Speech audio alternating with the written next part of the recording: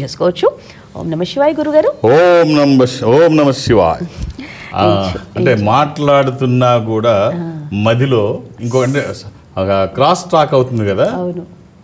కుంభమేళ మహాకుంభ మొత్తం అదే ఉంది ఇప్పుడు. హరహర మహాదేవ్. ఇంకేం వినిపించట్లా. ప్రపంచ దేశాలు ఆశ్చర్యపోతున్నాయి.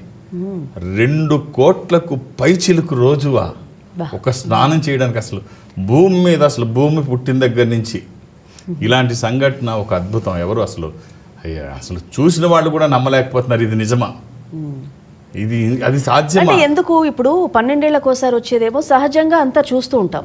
ఇది 144 ఏళ్ల తర్వాత వచ్చింది అని అంత జనం వెళ్తున్నారా, లేదంటే ఆ పవిత్రత ఏమిటి అసలు? పవిత్రత అంటే 3 నదుల కలయిక. మనకి అప్పుడు ఒక కథ ఉంది కదా, అమృతాన్ని చిలుకుతున్నప్పుడు 4 ప్రదేశాల్లో 4 చుక్కలు పడిన ప్రదేశాలు. అందులో ఇలహాబాద్ అంటే ఈ ప్రయాగ్రాజ్ మెయిన్ అంటే 3 త్రివేణి సంగమం కదా. అంతర్భాగంగా సరస్వతి కూడా ప్రవహిస్తూ ఉంటుంది.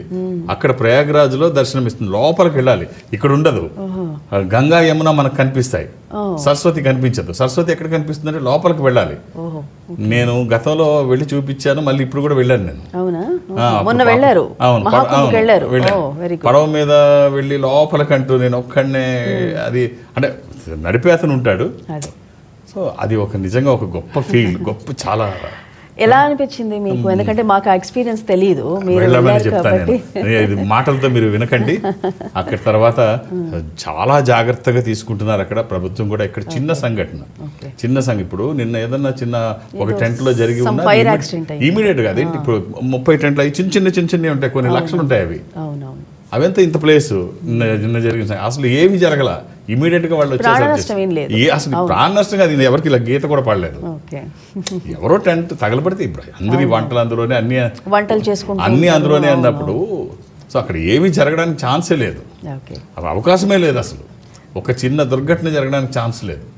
సో ఎవరికాళ్ళు ఎక్స్పీరియన్స్ అయితేనే బాగుంటుంది, మాటికి వచ్చేది కాదు. ఇప్పుడు ఏ ప్లేసెస్ చెప్పండి ఒకసారి.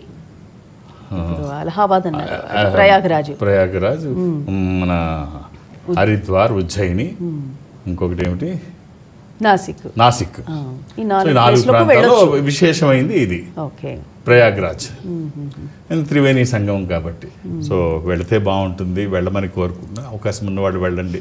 ఎందుకంటే మనకి డైరెక్ట్గా చూసే అవకాశం అక్కడి నుంచి ఆ పవిత్ర జలాన్ని తీసుకురా. ఆ సంగమం ఈ సంఘం ఎప్పుడు ఉంటుంది. ఈ సమయంలో ఈ మేళా కుంభ సమయంలో, మహాకుంభ సమయంలో తీసుకురండి ఆ వాటర్. సో ఒక ఆధ్యాత్మికమైన శక్తి